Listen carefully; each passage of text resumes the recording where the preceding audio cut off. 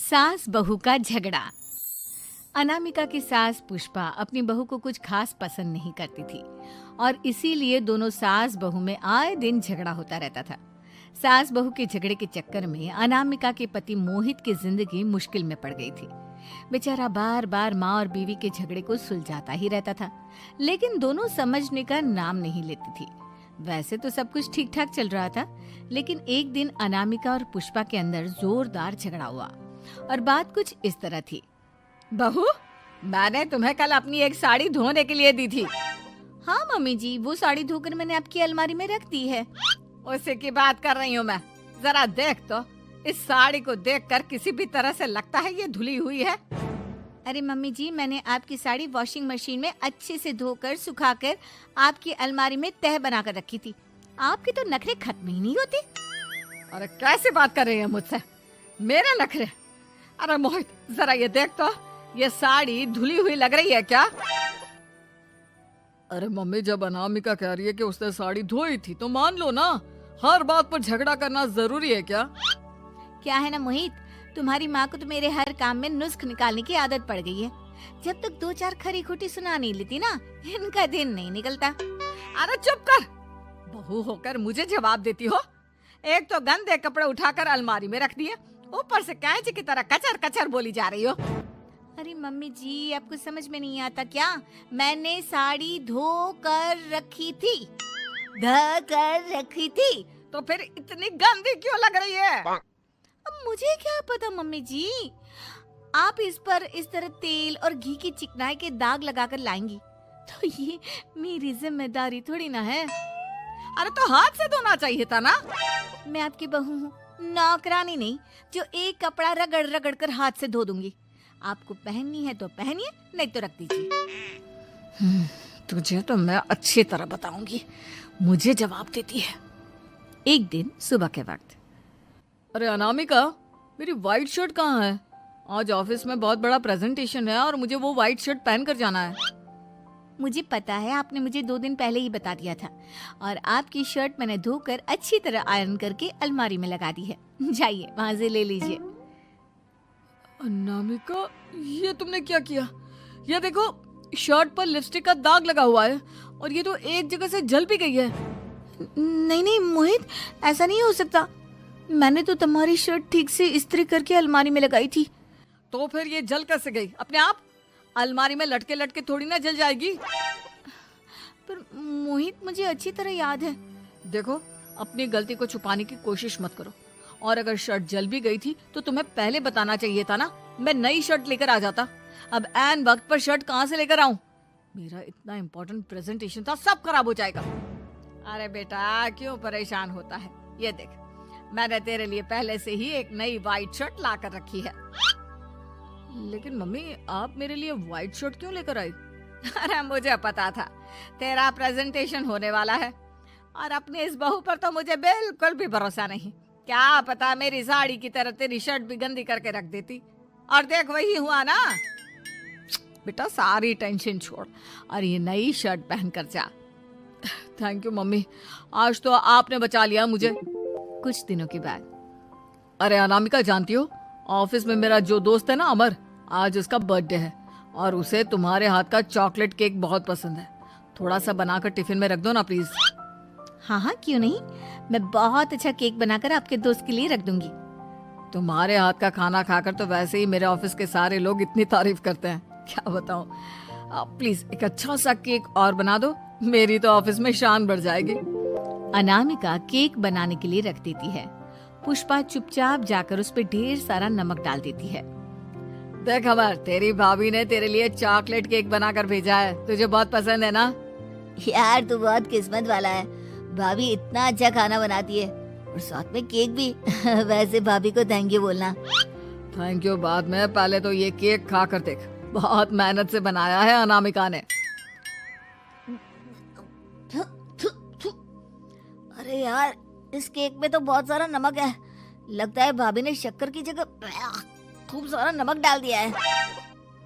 अरे मोहित, तू तो अपनी बीवी की कुकिंग की बहुत तारीफ करता फिरता है।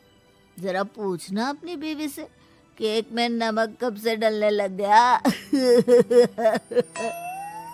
क्या यार, तुझे भी मेरा ही जन्मदिन मिला था बिगाड़ने के लिए। केक नहीं लाना था तो मत लाता, कम से कम मुझे इस तरह नमक वाला केक तो नहीं खिलाता। अरे नहीं यार, अनामिका ऐसा नहीं कर सकती, जरूर कुछ गड़बड़ हुई होगी। घर जाने के बाद अनामिका, अगर तुम्हारा केक बनाने का मन नहीं था तो ना बनाती, लेकिन मेरी बेइज्जती करवाने की क्या जरूरत थी? अरे आपकी बेइज्जती, ये आप क्या कह रहे हैं? मैंने तो सुबह आपको इतने अच्छे तरीके से केक बना कर दिया था। हाँ, लेकिन उसमें इतना सारा नमक डाल दिया था कि आज ऑफिस में मेरा अच्छा खासा मजाक बना है। मेरे सारे दोस्त हंस रहे थे मुझ पर। अरे बेटा, मैंने तो तुझे पहले ही समझाने की कोशिश की थी। एक नंबर की गैर जिम्मेदार है ये लड़की, कोई काम ठीक से नहीं करती। उस दिन भी गंदी साड़ी रख दी थी मेरी अलमारी में और झूठ बोल रही थी। कुछ दिनों के बाद अनामिका देखो, मैंने अपना लैपटॉप चार्जिंग पर लगाया है, उसे अच्छी तरह चार्ज होने देना। मेरी एक अर्जेंट मीटिंग है, प्लीज बीच में से हटाना मत। हाँ हाँ ठीक है, मैं नहीं हटाऊंगी। पुष्पा चुपचाप से जाकर चार्जिंग का बटन बंद कर देती है। थोड़ी देर बाद अरे ये लैपटॉप चार्ज क्यों नहीं हुआ? और ये बटन किसने ऑफ कर दिया? अनामिका, इधर आओ। क्या हुआ, क्यों चिल्ला रहे इतना? अनामिका, मैंने तुमसे कहा था ना, मेरा लैपटॉप चार्जिंग पर लगा हुआ है, मेरी अर्जेंट मीटिंग है। तुमने इसका स्विच ऑफ क्यों कर दिया? अरे मैंने ऐसा कुछ नहीं किया, मैं क्यों स्विच ऑफ करूंगी? कुछ दिनों से देख रहा हूँ अनामिका, तुम मेरा हर काम बिगाड़ देती हो। देखो, ये अच्छी आदत थी। कम से कम तुम्हें इस बात का तो ध्यान रखना चाहिए था कि मेरी कितनी इंपॉर्टेंट मीटिंग थी। अब क्या करूंगा मैं? आई एम सॉरी मोहित, लेकिन सच में मैंने जानबूझकर कुछ नहीं किया। अगर जानबूझकर नहीं किया तो क्या सब कुछ अपने आप हो जाता है? कभी मेरी शर्ट जल जाती है, कभी केक में नमक डल जाता है। आप मेरी बात क्यों नहीं सुनते? मैंने जानबूझकर कुछ नहीं किया। फिर से वही बात। अरे कितनी बार तुम्हें समझा चुका हूँ, इस तरह मेरा काम बार बार मत बिगाड़ा करो। तुम जानती हो मुझे कितनी प्रॉब्लम होती है। ऑफिस में तो पहले ही बेइज्जती करा चुकी हो, और अब ये मीटिंग, ये भी मेरे हाथ से निकल गई।